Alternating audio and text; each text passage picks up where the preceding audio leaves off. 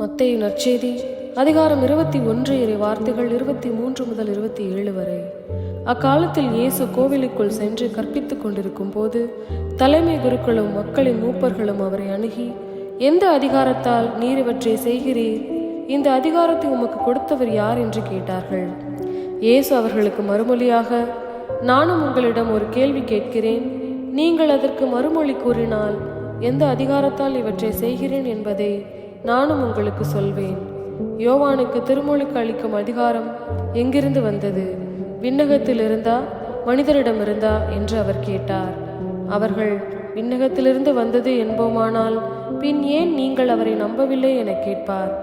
மனிதரிடமிருந்து என்போமானால் மக்கள் கூட்டத்தினருக்கு அஞ்ச வேண்டியிருக்கிறது, ஏனெனில் அனைவரும் யோவானை இறைவாக்கினராக கருதுகின்றனர் என்று தங்களிடையே பேசிக்கொண்டார்கள். எனவே அவர்கள் இயேசுவிடம், எங்களுக்கு தெரியாது என்று பதிலுரைத்தார்கள். அவரும் அவர்களிடம், எந்த அதிகாரத்தால் இவற்றை செய்கிறேன் என்று நானும் உங்களுக்கு கூற மாட்டேன் என்றார். இது கிறிஸ்துவின் நற்செய்தி. கிறிஸ்துவே உமக்கு புகழ்.